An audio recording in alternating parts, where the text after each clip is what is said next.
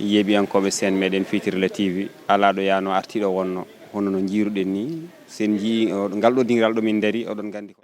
heedi oga banggue ko ceerno Habibou mo ceerno Mahamadou Dialal Dine kono kadi heegi oga banggue ko Sidi Mouhamed mo ceerno Siraji Pappa e ko adi foof eɗen calmina bandiraɓeɓe kamɓe foof yeeɓoɓe sen meɗen Fitirla TV namde meɗen noon ko ɗiɗi ko hol ko woni Daka e hol ko woni golle Daka ɗum noon ko kamɓe ɗiɗo goni jabtotoɓe ɗeɗo namde so hawri wedeɓe arɓe hande yillade nokku Daka o ɗum noon barkinoroɗen konguɗi mabɓe e sifa holko woni Daka ceerno min calminima.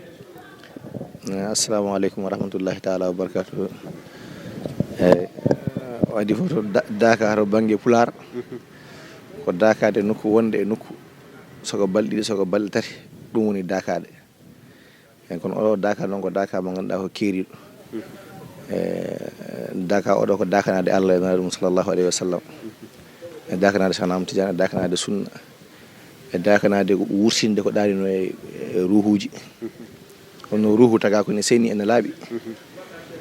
ko o dundere tan o yaha o naata o wona ko laaɓi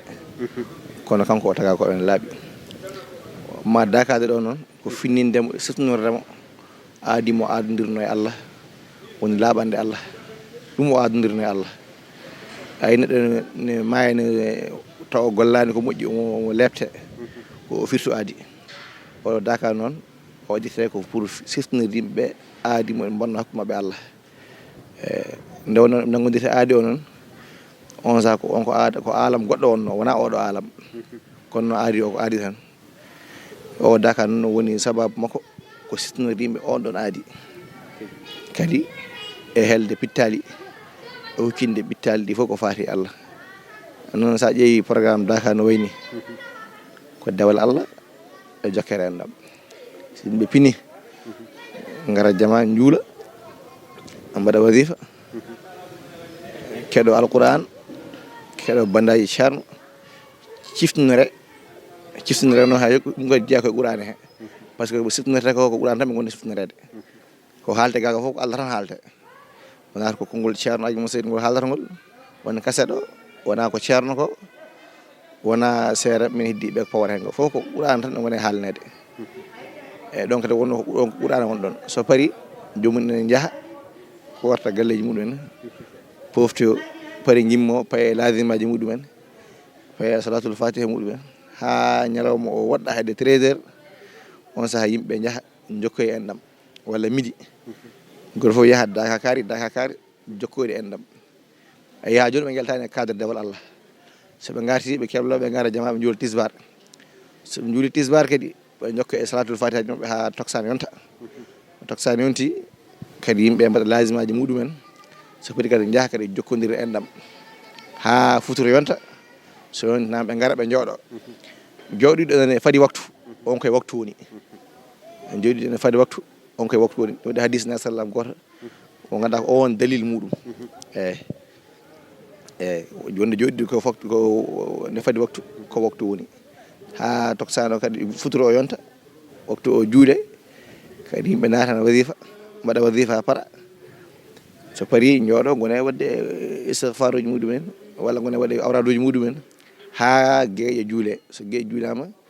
yimɓeɓe jaaha kirtoyo ɓe ɗanoto ɓe jaaha ɗanoyo woɓeɓe garta e jama he gonɗo ha weeta ndewa Allah kadi noon Daka o enen Daka o ko juuɗe fof jeeyi ɗum kono e hirande en tijaniyankoɓe ellema mbiyan ko enen jeeyi Daka o kono en jeeya Daka o ko Daka juuɗe fof jeeyi ɗum mbiɗa hawrɗo e sukaɓe ɗiɗo muritaɓe lekki dow to ɓe kewi joɗade jamma mbiɗa heɓɓucade mi ara ɗo seeɗa sahaji so tawi mi haari ɗoygol ɗum mi haari lelima ɗoygol gasi kamɓe ɓe nawi foti Dakaji kala Daka ɗo ɓe mbaɗata ha rewdal ha weeta hon mabɓe ne kewi ɗo e mabɓe ɓen mbiɗa andiɓe ɗo ɓe mbaɗata jama ɗo ha weeta minen mi walano ɗo mi wirta ɗo tan ɗum ko andi ñalawma o foof 24 heures foof wona koye dewa Allah e sifa mbaɗum balɗe sappo ɗum ɗon hay goto anda ɓuural muɗum e dañal muɗum eɗen ñaaga hay goto e meɗen hoto jaab luutede ɗum caka daɗede ɗum eyyi hay goto men o jaab luutede ɗum arde tan julde e waktu taw ko waktu o julɗa o ko yimɓe heewɓe julɗa waktu o kadi kamɓe fof aɗa yenana ɓe gimmi ko nokkuji ceertuɗi ɓe gimmi ko caggal leydi ɓe gimmi ko nder leydi he kono ko banggueji ceertuɗi oɗon fof taw addi on ko Allah daroɗon totton waktu Allah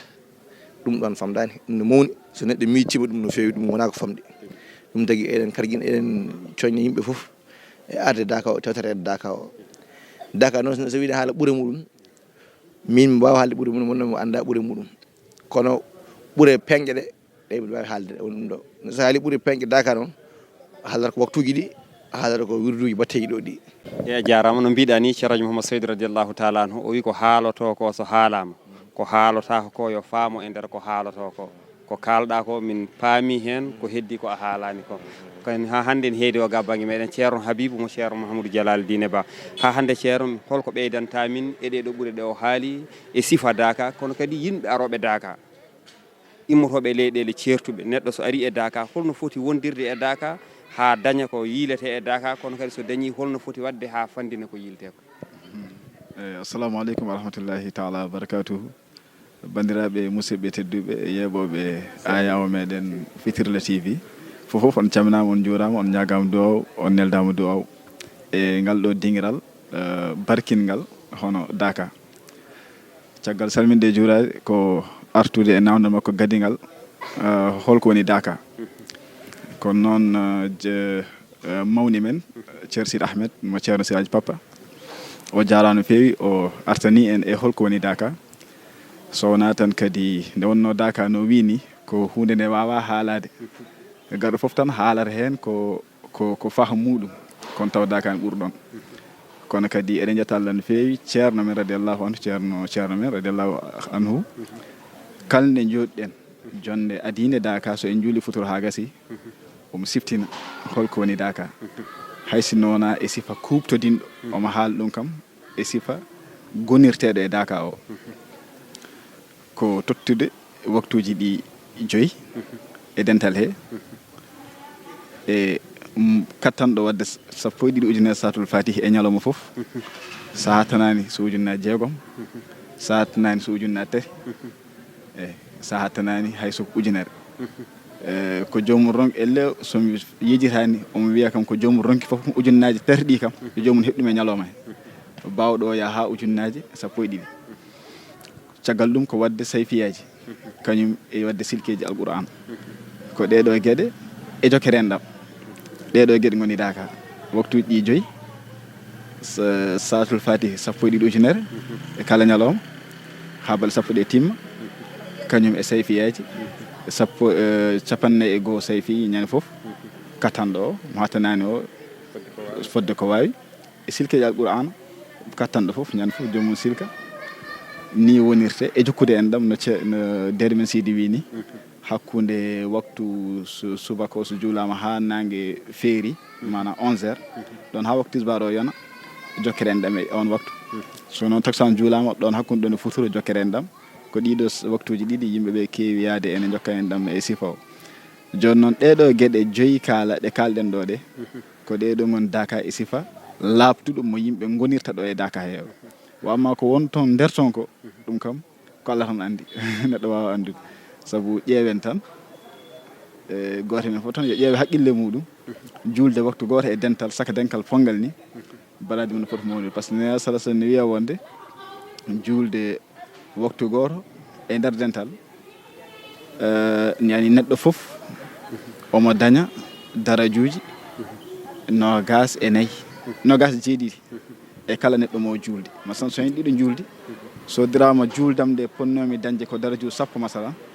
ano ko julduɗen ko mi heeɓi e julduɗe mane e darajuji 27 mi ɓeydi e 10 ɗi anne heeɓi 27 a ɓeydi e 10 ma joni wat hen Sidy mbaɗa hen oɗo mbaɗa hen oɗo mbaɗa hen dental ngal foof kala neɗɗo gonɗo ɗo a heeɓi e mum darajuji 27 a watti e darajuji ma ɗi joni wat rendin ɗum a wawa limde mbaɗa ujunnaje 10 satul fatihi e ñalawma en gandi ko Allah wi e satul fatihi e julde neya sallah sallam ko Allah teddini ɗum wi kañum hoore mum ene waɗa ɗum inna allaha wa malaikatahu yusalluna ala nabi caggal ɗum o yamiri yo julɓeɓe mbaɗ ɗum Allah no foti ni ceerno men ne heewi wiide Allah mo wiyetake no foti ni on Allah o wi omo juula e nelaɗo sallllahu alayhi wa sallam joni noon yo julɓe ɓe juula e nelaɗo sallah alih sallam joni noon ko ɗum gooto e men fof yamira e so tawi ne hattani yowat saatu fati sappo e ɗiɗi ujunere joni ɗum ne kadi rendin moƴƴere muɗum a wawa haalde sey fi haala mum haaltaki alqur'ana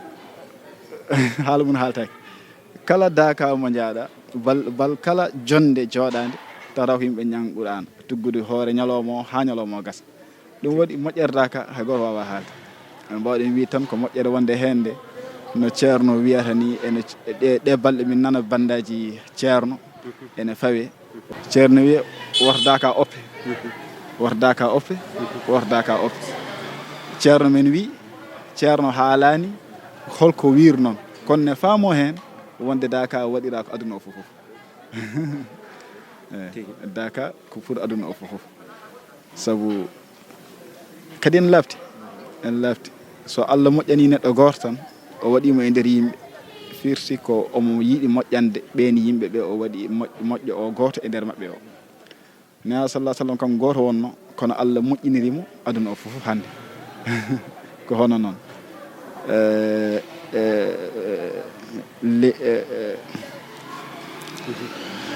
moƴƴerda ka wawa haalade eɗen mbiya tan eɗen mbasi dendagal julɓe ɓe kala mo Allah newnen arde ɗo yo topito ɗeɗo gueɗe joyyi ɗe kalɗen ɗo gonirteɗe dakaɗe waktuji 5 satul fatih ko hattani sappo e ɗiɗi ujunere ujunnaji jeeɗiɗi ujunnaji tati janggol qur'ana e no hattaniri foof so wawi waɗa siko ñande foof famata tan so wawa hayso ko ñande foof hisbayni hisbaji ɗiɗi o wona hen suba e kikiɗe inchallahu taala ko heddi ko jokkere en ɗam fodde no wawiri Sénégal foof ene ara ɗo sa yiiɗi mbiya mo arta ɗo e Sénégal ko seeɗa hay sinno foof en garani sa wi leƴƴi Sénégal kam leñol foof kam ma neɗɗo ma tawɗo neɗɗo muɗum e nder leydi he e nder Daka he ko noonne ha guure ɓalliɗe e Sénégal ha caggal leydi fof joni noon sa hiiɗo joni masalan Daka boyinnaji naɓe ne wayno a jokki hen ɗam e boyinnaji naɓe foof sa yeehi Daka Thilone ne wayno a jokki hen ɗam e Thilone naɓe foof sa yeehi Daka Mauritanie ne wayno a jokki hen ɗam Mauritanie foof nden noon ko hunde yimɓe mbiyata ni hay sinno sahaji ene wawi nandude e wasu kono kadi wona wasu ko gonga Allah e kadi ko yettirde Allah Daka weeɓani to woni e aduna he weeɓani to woni e aduna he wona wasu ko yettirde Allah yaati jeeɓe Daka ko Madina Gounass naɓe hol wasiyama kono kadi onon fof holko mbasirton e ɓiɗɗo Madina Gounass najo mo ganduɗa ko ɗo woni e wuuro ngo kanko ne saaha Daka hol wasiyama e makko e oɗo Daka holno foti wonirde hen hol wasiyama e on ɗon ɓiɗɗo Madina Gounass najo jaɓɓiɗo oɗo Daka maɗo dokken e namdal ngal wadde mbiɗen ko Ceerno Sidy ko hol wasiyama faade e ɓiɗɗo Madina Gounass najo gonɗo ɗo e Madina taw ko kañum woni jaatige Daka holno foti wonirde e Daka kankone mbasiynomi tan ko mbasiynomi hooram ko on hollum neɗɗo kam gonɗo e Madina ene woni e Madina en neehi e Madina on kam haalandake holno Daka foti wonirede e holno jaɓɓorte kono kadi en ciftinere tan ko adi foof yimɓe jaajnan aroɓe ɓe foof bismoɓe hoɓɓe ɓe ɓe bismoɓe ɓe ganda ɓen gari ko ɗaɓɓude ko Allah tan gari ɗaɓɓude ɓe ganda ɓen ko mujahidiɗe en ko jihadiyankoɓe arɓe ene jippi e julɓe neɗɗo jaaho jihadi so ari jippima ma yaltu hoddorde ma tottamo ko Allah wari darde yajnammo bismo hoto wat ka wawa noon hoto ñamloyo hoto wat ka wawa kono waɗanmo ha moƴƴa enen kadi sukaɓeɓe wasata ko joguiɗen e meɗen ko fewani ɗum nan e meɗen newno neɗɗo timmani kono ɗum ɗon enen fof usare meɗen nde moftende hoto jaɓe yenede nde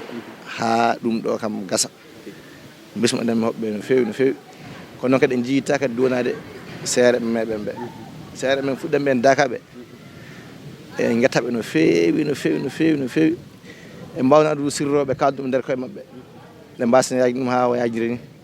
ɗum tagui en duwanimaɓe kadi duwanima ceere meɗen yo Allah junnu gurdam makko o kam cellal kewgal o ɓooya duuse en o ɓooya hollude en lawol eyyi ne wonno ko ceerno goto wino ko tan wi kanko tawtan omo fina omo andi Cheikh Tidiane nan ɗo omo hooli ɗum tagi enen duna ceerno meɗen yo Allah junnu nguuran makko yo Allah junnu nguuran makko o ɓooya ardade en nde wonno gardiɗo moƴƴo